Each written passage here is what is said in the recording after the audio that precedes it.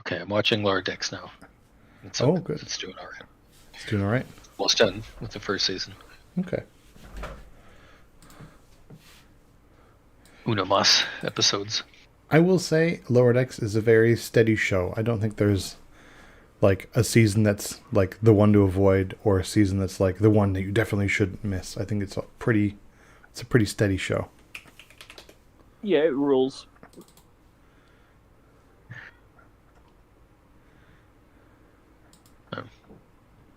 There's like 30 seconds left in this episode. Oh, nope, there's no seconds left in this episode. Never mind. Are you watching Lower Decks? Yeah. Hey, cool.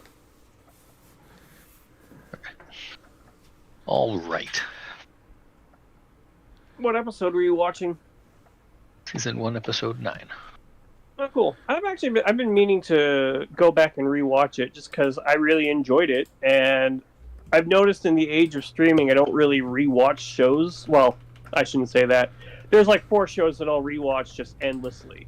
But like, I mean, I used to own DVD. Well, I still do own DVDs, but I don't own Lower Decks. And so I used to just pop them in and watch like a couple episodes back to back. Yeah, I got to rewatch it. I really enjoyed it.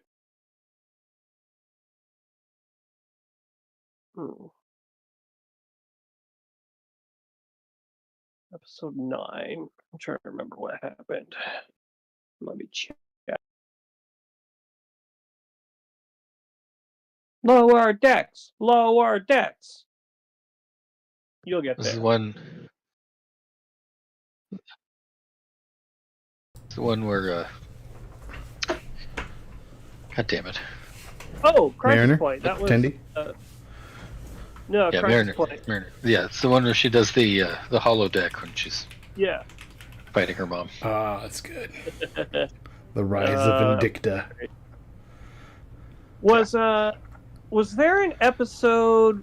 I'm trying to remember if it was season 1 or season 2, but there was an episode where they were being like efficiency tested or something, and there was like, I love that because like it has like one of the quintessential Boimler moments where he like gets a really great score, but he's like, no, I'm gonna perfect this thing. And he would just be like, hit me again. Show is really great. Plus, it's all about friendship. It really is. If there's one power in the galaxy that can really just save a show, it's friendship. Nick, who's your favorite Lower Decker? I really like. Well, okay, so I know 2 of them through comedy, and so I have a lot of affinity for Eugene Cordero. So I forget the name of his character. Wow, he's a cyborg. He's like one of the main ass characters. Why can I not think of his name? No. Now that you can't think of his name, I can't. Yeah, Rutherford. I just heard it like 2 minutes ago. Rutherford. Oh my god! Yeah, no, yeah. I think he's just a really neat guy. He was in a show that I loved called Other Space. It was an 8-episode. Should have been more. I'm never mind. I've already talked about Other Space in the past. I know I've talked about it. If you can find it, it's all on Paul Feig's Tumblr. You can just search for it. The pilot is kind of but the rest of it is hysterical. And then if you look at that cast now, you'd be like, Jesus, how did they get all of these people? Well, yeah, I don't know. It's a great show. Anyway, he was really great in that he was like the childhood best friend of the ship captain, and he's like the first. No, he thinks he's supposed to be the first officer, but the first officer is the captain's sister, and it's great. He's really funny. And he gets his leg eaten by what is Milana Weintraub, who you would know as Lily from the AT&T commercials. Squirrel Girl. Yeah. Oh yeah, she is Squirrel Girl in something. Really? Yeah, I don't. One of the like in the animated Marvel thing, but I don't know which one. Wait, is it animated or is it a podcast? Oh, it's an animated thing. Yeah, good for her. She deserves good things. She's a nice person. Yeah. He fell. Anyway, Marvel Rising. Yeah. oh. But not Marvel Rivals. That's unfortunate. Yeah. Best lower deck is Tendy. It's Tendy. Hands down, it's Tendy. Oh, I love Tendy does rule, but no, I like Rutherford. Even before you get Tendy backstory, it was Tendy. It's been Tendy since episode 1. Yeah. I really like Noelle Wells. She was in the first season of Master of None, that show by Aziz Ansari, and then she kind of disappeared. Like, I think, actually, come to think of it, wait, I can check right now. I got the movie right here. No, that's Zoe Kazan. I thought she was in The Big Sick, but that was Zoe Kazan. Anyway, yeah, Noelle Wells just kind of fell off the face of the earth after she was on that monumental show for the first season, but then she popped up on this, and I was really pleased with her. All right. Brian, Yeah. who's your favorite lower decker so far through one season?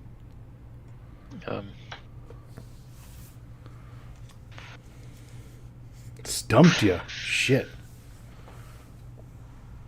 I don't know, probably Mariner. Yeah, All right.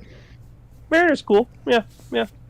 Pride of Vacaville or Vallejo. I always get Vacaville and Vallejo mixed up, but from one of them. And that's something I've definitely talked about before, so we're going to start talking about Survivor before we start, because, look, a podcast is nothing but repeating the same 4 stories over and over and over. So I'm not gonna go into that. Anyway, yeah, welcome to Outwit Outplay Outcast, the Survivor podcast on the Night of Living Geeks Network. We're gonna be talking about season 48, Yes. episode 4. No, which episode was- 5. I didn't update it. Oh, how dare you! I'm gonna Oh, pretend God. that was the reason why I forgot. Anyway, episode 5, which was titled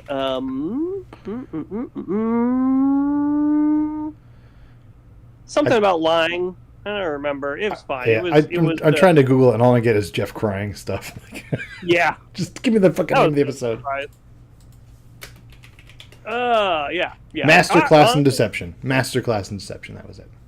That's what it was. Yeah, and frankly, it was. But we'll get into that because someone's going to read the whatchamacallit, the review. I'll do the whatchamacallit. Summary. Yeah. Post-tribal aftercare goes well for Camilla and Kyle, who get away with their deception that took out Thomas. This leads to a genuine what at the following reward challenge. Say sits out, endearing her to no one. Loggy shows the superior ball handling skills and wins brunch at Sanctuary. Shaheen rolls 2 cabbages, and Kyle gets the final one for Vula to win its first anything ever. Siva strategizes as Say spirals and stews in sadness, bringing Bianca a better bargain.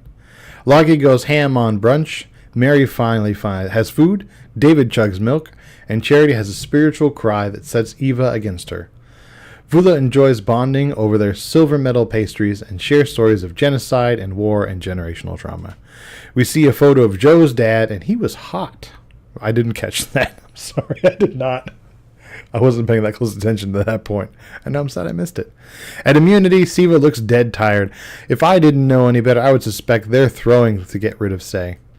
Despite a long advantage in the first half of the challenge, Loggy falls behind because Charity and Eva can't land balls. Vula burns through the ball part of the challenge, and then the race is on between Siva and Loggy. Eva has a meltdown but digs deep and completes the puzzle ahead of Say. Joe and her tribe talk her down, and Jeff explains why Survivor is great to us. Even Jeff gets choked up. Star and Eva made up after the challenge, so much that not only does Star come clean about the beware advantage, but once Eva decodes it, she gives her the idol. Bianca isn't ready to tell everyone she doesn't have a vote. Chrissy and Mitch want Say. Cedric says he's on board, but of course it sounds too good to be true, so she goes to talk to him herself. She determines that Cedric can't be counted on for that plan, but at least a tie would benefit her. She foresees terrible damage control, so gambles on telling Cedric, who has to finally make a decision. Bianca is voted out by Cedric and Chrissy, though we are all left without confirmation We are left without confirmation. Cedric told Chrissy, but the implication is heavy. Okay, I see what you did there. Yeah. Yeah. I mean, I'm pretty sure We're gonna find out next episode that he told her. Yeah. But like I said, we don't have absolute confirmation right now. We have very solid conjecture. But we all think he did, right?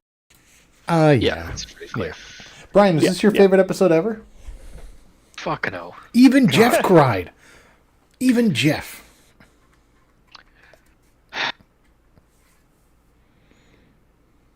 Like, I would be really offended if I was her. They took there was 20 minutes of them fucking showing her freak out and then talking about it afterwards. Like, okay, dude, we saw it happen. We know what happened. You don't need to keep saying over and over again what happened. I just fucking saw it.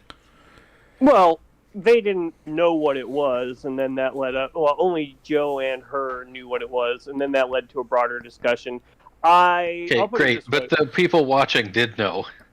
Yeah, but we also need to see how the players react. I mean, do we? Why? Why do we need to see that? Well, it's game. Yeah. Well, no, not even it's game. It's because they are the show isn't the reason it's an hour now is because we wanted more than just challenge, immunity, challenge, and then tribal council. We want to get to know these people to some degree. I'm sorry. We want to get. I know you don't care about them at all, but I don't know. If it was just a person's name, occupation, and then what they do in the game. No, I don't want to know about them as people. Honestly, that's me. You don't have to like it. I'm not saying you gotta like it, but I thought it was a really good, long but really good execution.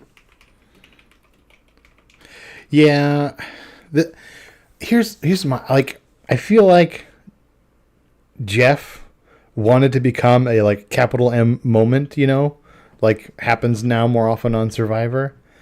And I don't know, I feel like Joe calmed her down and everybody was okay and ready to move on, right? And I get, yes, you do want to show everybody's reaction because it does have major game implications to show how close Joe and Eva are, right? And that's now out for everybody in the entire game to see. They're not a power couple, but obviously they have a strong connection, and that's dangerous in this game. Something you want to break up in this game totally has strong game implications, right? And then we see later on too, Star, suddenly has a newfound respect for Eva and all this kind of stuff. And so there's tons of game implications for this moment. Get that. But what I don't appreciate is when everyone was kind of ready to move on ish. And then Jeff was like, Eva, do you want to tell us about that moment? And it's kind of I know it's the normal prod, but something about the way he asked felt like, why don't you tell everybody about your autism and what you told Joe? It just kind of felt like he was prodding her in a certain kind of way to force it out of her when maybe she didn't want to tell everybody in that moment. I mean, I understand what you're saying, but also I give Jeff the credit of being able to read the situation and know that, look, I'm going to give her this opportunity to tell her thing. And if she doesn't want to do it, that's fine. I don't think it was as manipulative as you're making it out to be. I bet you that the producer that is assigned to her, the person to whom she's doing the confessionals, talking head stuff, confessionals and talking head stuff. I bet you that person told Jeff she's open to discussing it if it comes up or whatever. I don't think it's going to be a major, you know what I mean? I don't think it's a no-go area. Not to be a bummer, but when you have that many women on the show, there's bound to be tragedy in one of their lives, and you don't see him going around asking people, hey, why don't you share your tragedy? Why don't you, oh shoot, what is it from Star Trek 5? Why don't you share your pain, and in the pain, sharing grows stronger? That's what it is, right? Yeah. Yay, I did it. Doesn't sound natural at all when I say it like that, but whatever. You know what I mean? It's like, that's the thing. It's like, I don't think he actually prize if it's not, if the person isn't open to discussing it. You know what I mean? So I think Yeah. that in this case, I'm more than willing to give him the benefit of the doubt. But also, I mean, I really feel like Eva wanted to say something. She just needed an opportunity, and was like, up until then, like when she could conceal it, it was fine. But now that she had her episode or whatever, it's like, okay, well, now I'm either hiding it, in which case that sends a bad example to everyone else, or I just explain this is what happened, and there you go. Like, and these people, I don't think they're gonna judge me, but let's just throw the dice and see what happens. So I don't think it was like, I'll say I think it went on a little bit too long. They could have stood to use an editor, and the music made it a little inspiration porny. But the part on the beach afterwards with her tribe, especially because it it ended with Star giving her an idol. Yeah. I like that didn't feel inspiration porn or whatever. So yeah, I don't know. Yeah, that's my 2 cents. I thought it was very affecting, personally. I just feel like definitely she was probably ready to say something. After this, she can't not say something. I feel like it was one of the things where if it naturally moved along, they would have gone back to camp and she would have told her tribe, right? Yeah. In the way that she wanted to tell it or would have told it, right? But I feel like Jeff's a great host, right? He saw that this could be a capital M moment and he pulled it out in a way that was not offensive, gave her to have an out, you know. He pulled it out. Yeah, like he pulled the taffy from that moment, right? And he stretched it just right. It's okay. He's a good host. He did what he needed to do to get the capital M moment he wanted. But I feel like it removed potential agency from somebody who admittedly says that she has problems reading the room at times, and she just came off of an episode where she got ungrounded. Like, I feel like, I don't want to say taking advantage of her, but I don't think Jeff was like taking advantage of her. I just think in that instance, be a little more careful about your role as a host. Not that he was not careful, but to be that little bit extra careful, knowing her disposition to not be able to read the room. I don't know. Like there's a line here, right, of where it's okay and not okay to pull that out of her in the moment, and I felt like he was like tiptoeing on the line to get the capital M moment. There's definitely a line. I don't think he even came close to the line. I don't think he crossed it. I think he got closer than I wanted to watch, is what I would say. Okay, that's fair. I mean, like I said, I think it was. I don't think he got there, but everyone's comfort level is different. So yeah. And Brian doesn't have anything to say because he fast forwarded through it all. Yes, I did. I fucking knew you did. As soon as the tears start coming, you're like, Yeah, same thing with their discussion earlier about all their sob stories. Yep, like, yep, skip.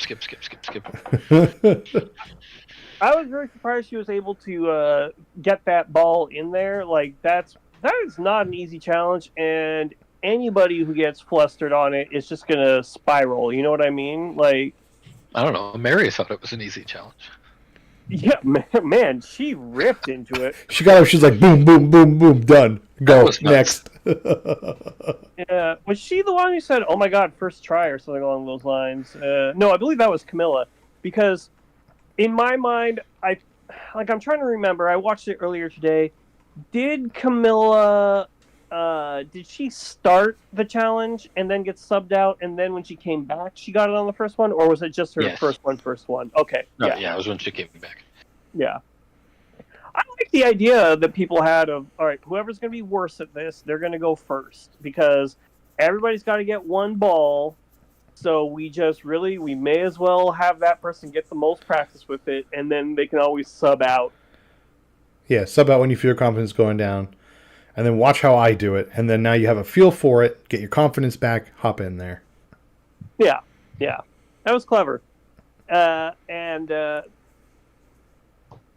I was gonna say that the first half of the challenge didn't matter, but I mean, it could have. I could see somebody having scored, especially had it been Mary who got it just like I said right off the bat.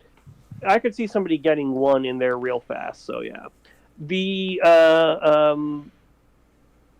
the I know the word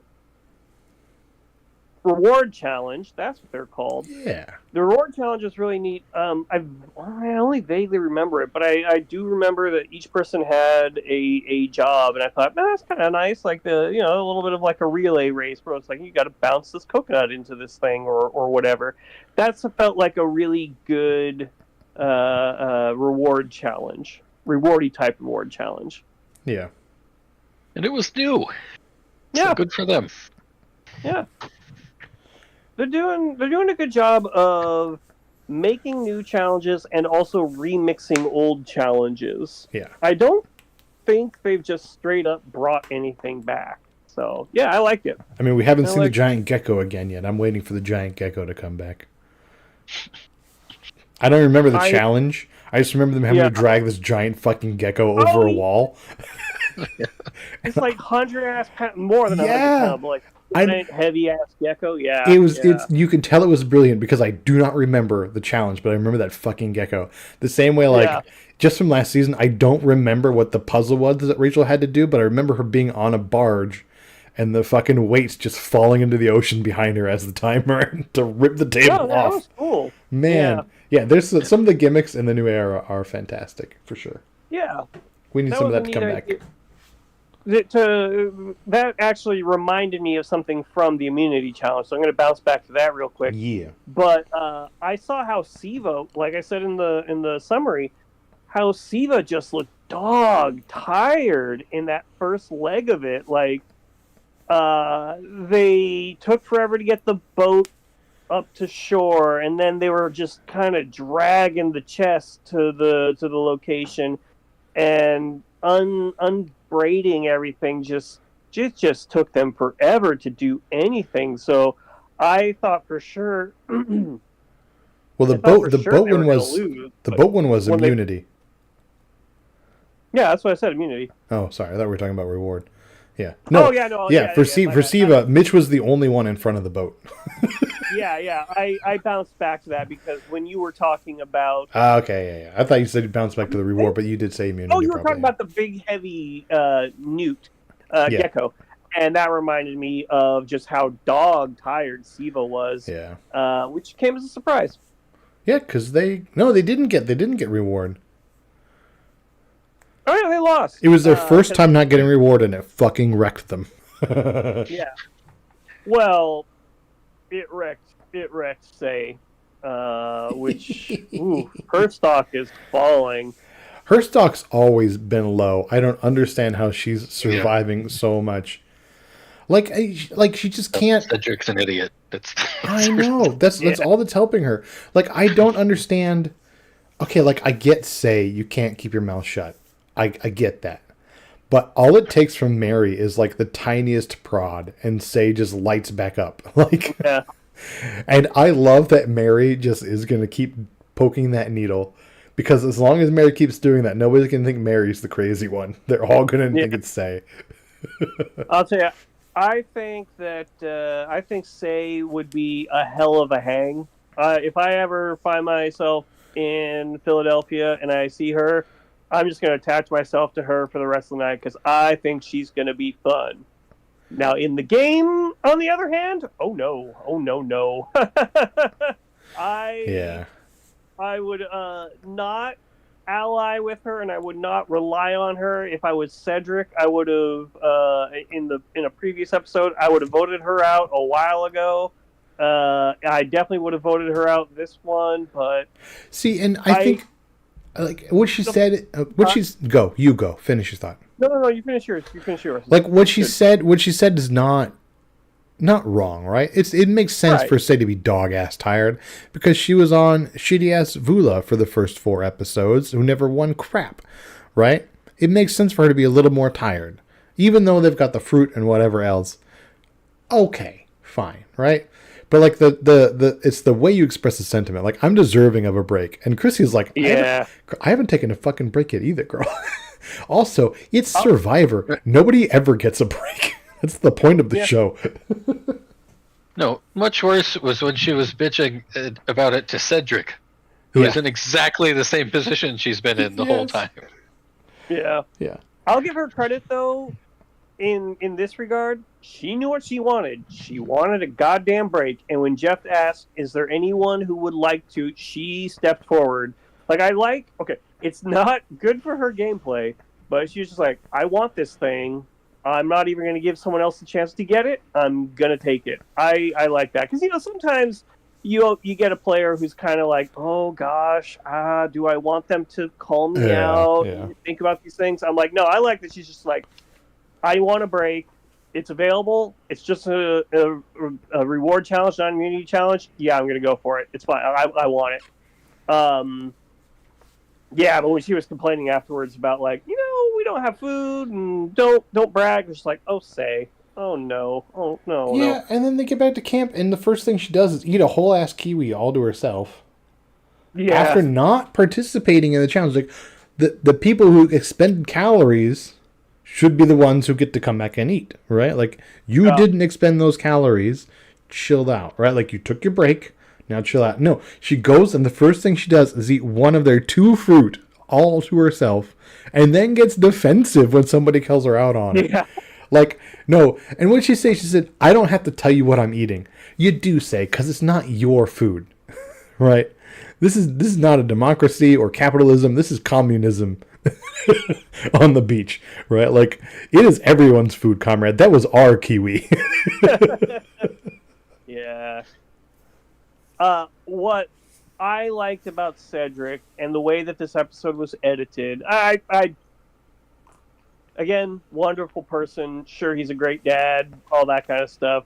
He's not a great player, but I like the move that he made in this episode, because he says to the camera, after Bianca tells him, "I don't have a vote," he says to the camera, "I'm going to use this information to align myself and determine who I want to play with for the rest of the game." And he chooses Chrissy. He didn't choose Say. Yeah, 'cause if he Say's still out of did, it. yeah, he kept her out. So he has chosen to work with, at least with Chrissy. I hope he didn't alienate Mitch. But at the worst case scenario, I think he can work with Mitch. He probably burnt that bridge with Say by leaving her out of it, but who knows? I mean, I think Say was ready to burn that bridge already anyway. Like, it doesn't matter. Yeah. And maybe he got that sense. Yeah. So I like that he made a decision finally, which is, that's very good. It takes guts to make a decision and align yourself with someone, and in doing so, kind of screw over another person, and not Bianca. He totally screwed over Bianca. Oh, poor her. But I mean, she screwed herself. Yeah. I mean, Well, I mean, how did she lose her vote? she lost her vote on a journey. I don't think she had a choice. I think that's the thing this season, is they don't have a choice on whether or not to risk their vote. Going on the journey, you automatically risk your vote. Yeah. Yeah, hers was the dice. But I mean, her plan was fine, right? Like, her plan was fine, and then she couldn't handle the amount of risk involved in her own plan, so she crippled her own plan. Right? Like, the whole thing of Survivor is, a lot of it is risk versus reward, right? Her plan was high fucking risk, right? Like, I'm going to sit in the middle, lie bald-faced to each side, hope they don't talk to each other, rely on the fact that they're not going to talk to each other because they're pitted against each other, and then hope for a tie, and then maybe swing Cedric to Say in that moment. Which is not a bad read, right? Like, Cedric's voted Say twice, and then swung last and voted Ploppy. Right? Like, he has swung his vote in Tribal before, and that's not information Bianca had. She did a good job of reading Cedric and what he might do. And then she was so worried about the risk side of it, the damage, the fallout, that she couldn't handle it, right? And like I think it was not a bad plan. It wasn't. No, I agree. She took she took an unnecessary gamble in trusting that Cedric wouldn't, and thought this is going to push him over the edge onto our side. Yeah. He'll know it, but also, like, I understand why she did it, but I also think telling people this was the only move that I could have done, after the fact, had her split the vote plan worked. Tell people after the fact, I had to make that move because I didn't have a vote, and if I told somebody, like, I think they would get it. Is the thing. I think that was a very recoverable. Not even. I'm sorry, not a recoverable gamble, but that was a recoverable situation that she didn't need to gamble on. Yeah, and it's not one that sets you up. Like, I know she's worried about fallout, but oh no, I pissed off Cedric, and what is he going to do with his tons of alliances from Vula? Oh wait, it's just Mary now. Right? Like, you don't have to be scared of Cedric afterward. Yeah. I don't think you gotta be scared of Cedric at all. Because, like you said, doesn't have very many allies, but also because he just seems like a pretty chill dude who doesn't really need the money. He's a surgeon. Surgeons get paid pretty well. Like, everybody wants $1 million. Same thing with, I thought about this, like, same thing with Star. Like, yeah, WNBA players don't get paid a ton of money, don't get me wrong, but she's basically living her dream, you know what I mean? She's not hurting for money. She's not rich beyond, she's not making LeBron money or anything, but she's doing all right for herself, and her dream in life is to play basketball, and that's what she's doing. Whereas, like, I think that's kind of why she didn't really mind giving the idol to Eva, because like, yeah. right? You know what I mean? Where it's like, well, like, I have a feeling if you're happy and settled in your life and you're in this game, playing the game isn't your life. You know what I mean? Like, it's not your future that's on the line the way that it is for a lot of these people. Yeah. So, like, you want to win, but also you kind of don't care as much. You know what I mean? Unless you're like Russell or whatever. You know what I mean? It's like, you just don't care that much at the end of the day, because not live or die, it's just kind of a game for you. No, I feel like that's the kind of move you make when you've never gone to tribal. That's true too. Yeah. Right? We're on episode 5. Star's never even sniffed tribal council. She doesn't have any idea what she's just done. She doesn't have a context for it. As soon as she goes to a tribal, she's going to be like, fuck. I would feel 100 times better if I had that fucking idol in my pocket. Let me go beg to Eva, Yeah. And you gotta just goddamn hope, right, that Eva feels like she has some debt to you, right? Because it's just as easy to be like, oh, but Eva, this is your idol. I'm only holding it, but it's yours. Right? Yeah. Pull that kind of bullshit. We all know that's bullshit, but at least you said it out loud. There's something to be said for at least saying out loud that level of thank you. But I think this is the kind of misplay that comes from, like, not having gone to tribal and thinking that your image as a fair, upstanding player is so important. Like, it kind of is, but it's not that important.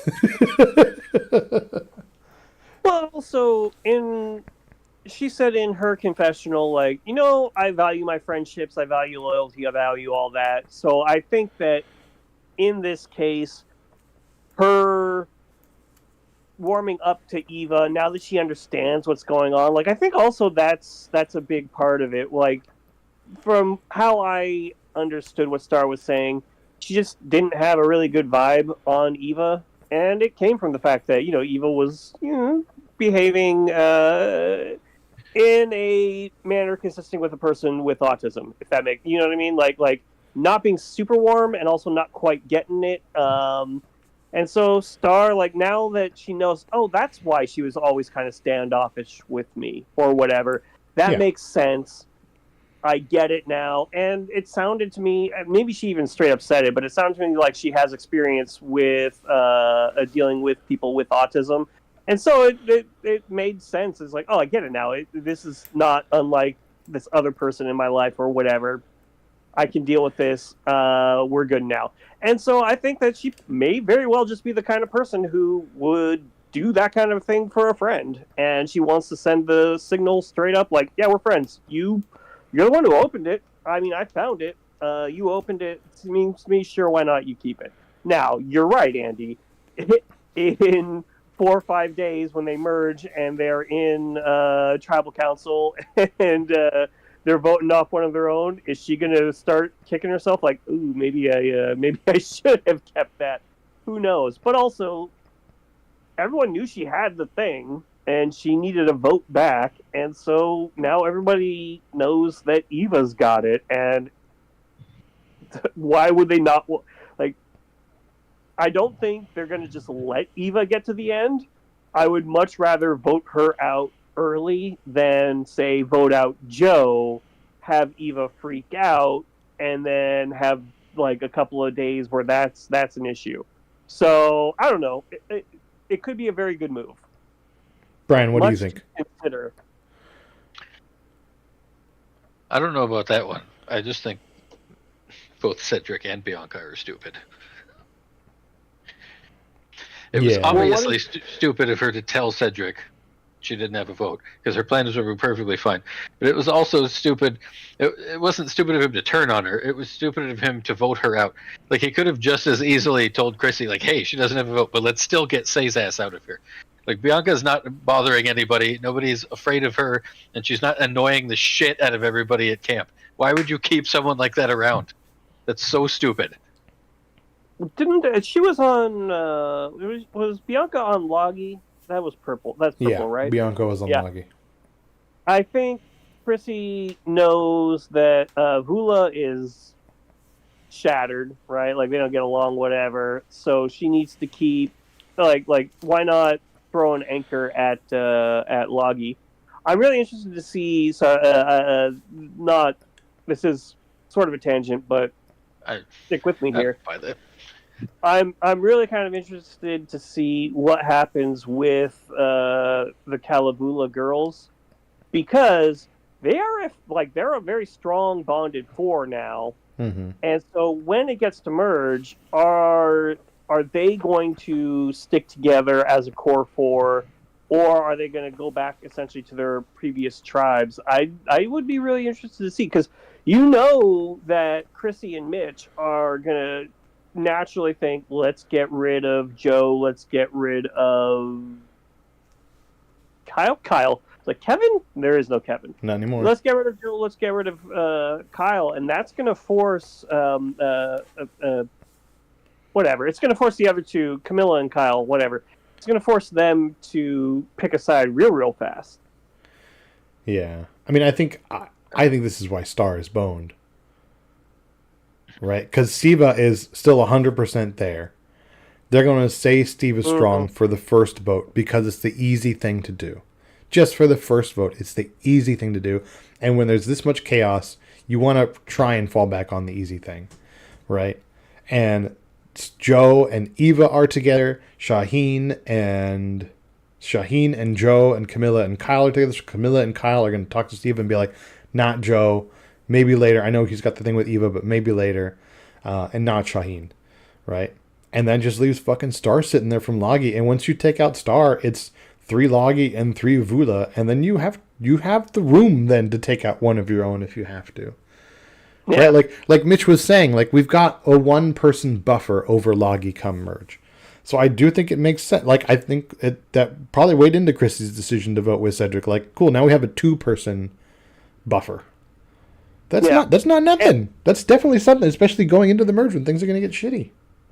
2-person buffer and potentially another roam. You know what I mean? Yeah. Where it's like, people are just kind of tired of Say, and everyone can unite against that, and then it's like, all right, well, that's another point in our favor. So yeah, and there's no Genevieve this season to be like, let's keep the crazy person around as a smokescreen. I forgot about Genevieve. I don't think Genevieve. Her name was Genevieve. Yeah. Genevieve.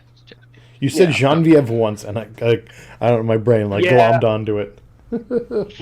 Canadian, and Canadians have funny names. Yeah. Anyway, is there anything else that we want to mention about this episode before we go back on to fantasy? Two things. First, I don't think Chrissy voting out Bianca had anything to do with tribal lines. I think she was just pissy about being lied to, based on her extreme smugness when she was telling Say about it. Probably. Second, I used to just, be like, I kind of don't like that guy. I fucking hate Joe now for that fucking bullshit he did at the beginning, where he's like, "How dare you not let me vote you out, Kyle? You should be ashamed of yourself. You're a terrible person for not letting me vote you out." Like, go fuck yourself, dude. Yeah, that's true too. Fucking douchebag. He's very upset about being lied to. Yeah, but like, what? He was absolutely trying to guilt trip Kyle for not letting him vote him out. Like, yeah, fuck you. I don't know if Kyle said it or it was just in my notes because like, what do you want them to do? It was a 3-2. Like, what did you expect? I don't know what you wanted them to do. His bullshit, like, I was talking to you, like, with honor and integrity. No, you weren't. At no point did you tell Kyle, I'm going to vote you out, okay? So, go fuck yourself.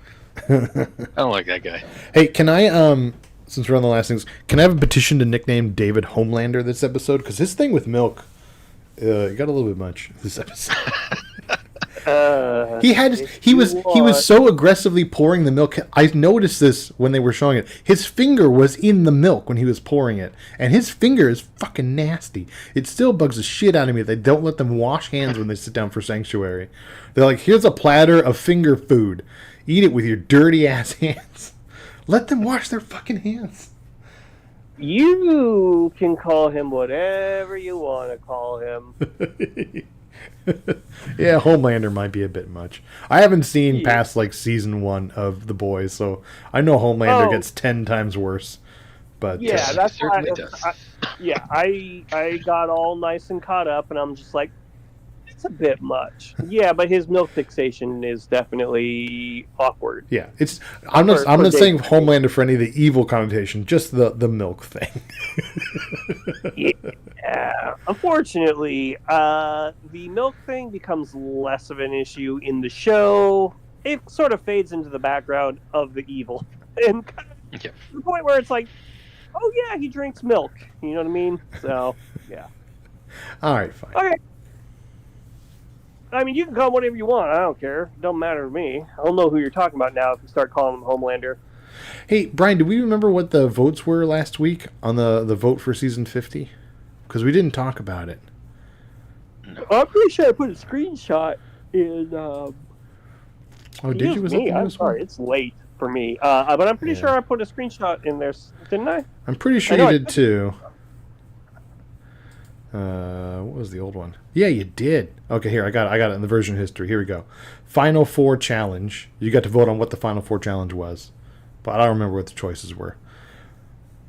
I voted from the one where you'd like it was like a plinko and you had to catch the ball and then chuck it back up to the top. And then they had the normal like going around a wireframe one. I don't know what they were. Oh yeah, those. I don't remember what I. One of them was the one with you keep putting the balls and they fall and you have to time them right.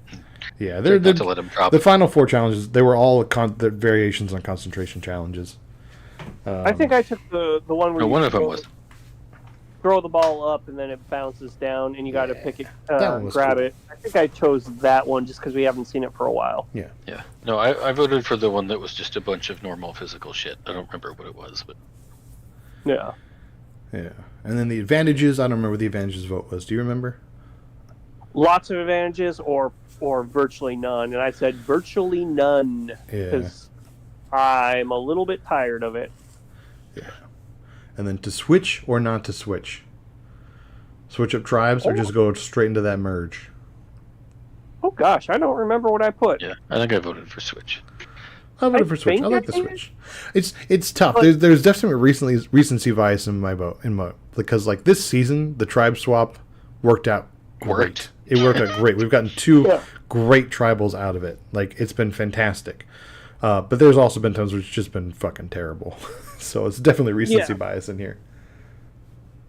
I believe that I said switch them up just because I like it when new alliances have an opportunity form. Because think about it now, like if the Calavula girls stick together, That's a real big revolution because that means that just by the vagaries of picking some rocks, you have broken up two, you know, tribe strong alliances. You know what I mean? You broke them up right then and there, Yep. and that's always fun to me because I don't really like when it's we're going to stay tribe strong to the end because I don't know, that's just we have higher numbers, so all right, there's nothing you can do to break us, and that's just kind of lame to me. So yeah, I'm all for the at least the possibility of breaking things up, shaking things up, whatever.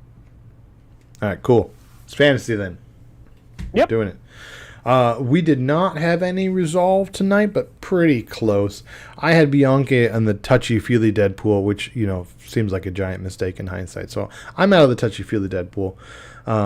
Nick, wait, that's not from this episode. Well, we had our how long till an exciting new twist. Brian had said 0. Nick, you said 4, and I had said 6. So unless there's an exciting new twist next episode, it's probably going to be Brian, I feel like. Although... he said 0. It could be in like episode 7 or 8, but there'll be no points if that happens. Hey, that's fine. No points. Like, if I'm not going to get points, then I would prefer it if nobody got points. Well, that'll happen with the drop your bus bet, because Brian said 3, Nick, you said 5, and I said 7. It looks like we were all wrong. It's going to be 6. So, Cool. No points going to happen there. But we did get a shit ton of points from our players this week. You guys came in tied. We did, yes. Brian, you came in the week tied with last year Charity, Eva, and Bianca. Bianca got you 0 from being eliminated. Charity and Eva both got you 2 points, 1 each for reward and tribal immunity. So that is 4 points onto your 23, giving you 27. Nick, you came into the week also tied in second place with 23 points. And you had Camilla, Mary, and David. Mary and David both on Loggy as well, so they both got you those 2 points for both. And Camilla was on Vula, who also won both and got you 2 more points. So that is 6 onto your 23, giving you 29. I came in the week in first place with 46, and I had Mitch, Kyle, and Say. Mitch got me 3 points because he survived Tribal Council. Say got me 4 because she survived Tribal and survived a vote. You get points for surviving votes because it's kind of like playing with fire to have that person who gets votes thrown their way every week, and that's more points because in this game, fire represents your life. I also had Kyle, who got me 3 points. He got me 2 for, 1 each for the reward and the immunity, and 1 more for saying the episode title. So that is 10 onto my 46, giving me 56. So I am at 56. No, it was Camilla who said the episode title. No, it was Kyle. It was 100% Kyle. Yeah. I got that note. We can go back. It's before they. It's like the night that they get back when they say it. So I can double check pretty soon here. So anyways, that's 10 onto my 46, giving me 56. Nick with 29, Brian with 27. Brian, you get first dibs because you're last and because you have to replace Bianca. On the bench is Cedric, Chrissy, Star, Joe, and Shaheen. Who do you want?